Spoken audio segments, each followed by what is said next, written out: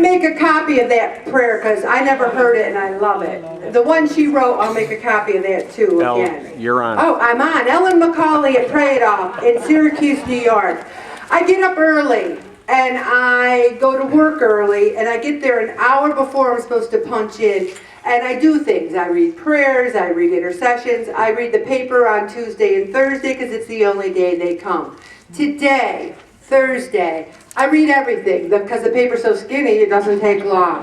So I go to the letters to the editor, and I would like to read one of the letters to the editor.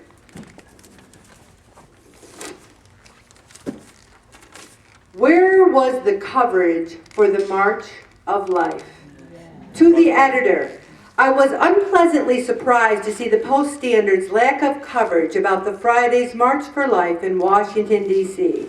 Among the hundreds of thousands who attended were hundreds of young people who bundled up and boarded on buses from all over the Diocese of Syracuse. It seems to me that such an important national event with an added local interest might at least merit a headline in your esteemed paper.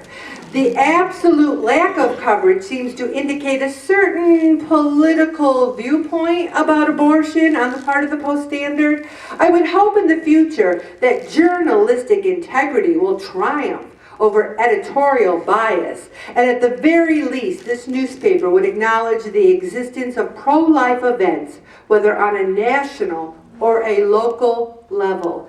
And I've never been prouder of one of our Pray It Offers, because this was written by Nora O'Malley. Woo!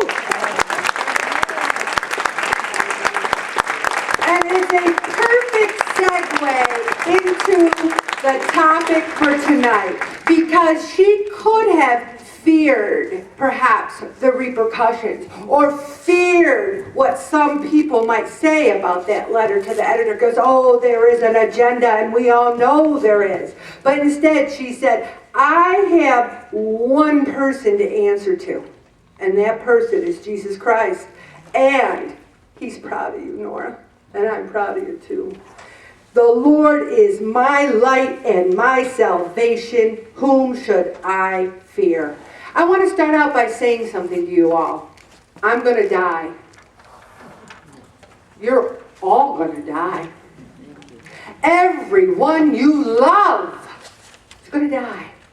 Now I want you to have a good life and have a lot of fun, okay? Because as soon as we're old enough to realize that, we're like, what? I'm going to die? Everyone I love's going to die? You're going to die? And then we're not supposed to have any fear. We're supposed to say, oh, young child, drive on icy roads to NYU. You don't have to text me. I know you'll be fine. We live in a constant state of fear because I'm going to die, you're going to die, everyone we love is going to die. So either we come to terms with that through our faith, or it drives us to the food, the drink, and everything else.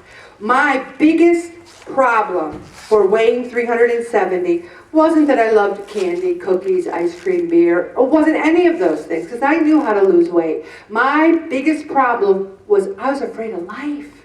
Life is scary. Is the phone going to ring? Is something going to happen to somebody I love? And guess what? It either is or it isn't.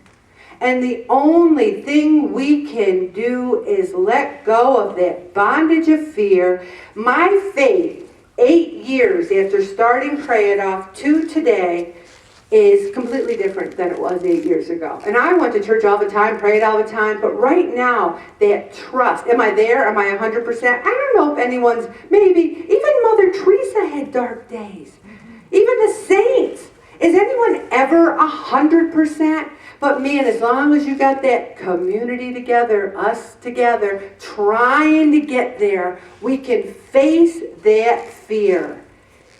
The Bible is crowded with assurances that God is with us. I just wanted to say, I have so much to say about this, but we are getting a little short for time, so I'm going to go right into, is fear making you keep the weight on? So many of you can say, I know so much about losing weight that I could write my own book about diet and exercise. Couldn't we? Couldn't we write a book about it? But why can't I follow through and do just what I know I should? You may have wondered this about yourself. It should be easy, right? Eat less, move more. Okay, that's all. We're done. Go watch the game. No, Carolyn, I was only kidding. We're not going. What are we afraid of? Now, some people are afraid of different things. One of my biggest fears, especially my children, I'm not so worried about myself because when we're dead, we don't even know it. We're dead. Boom, we're done. Boom, done. Lights out. But people you love, your kids, and I know people in this room have faced that kind of devastation. Losing your spouse, losing your parents.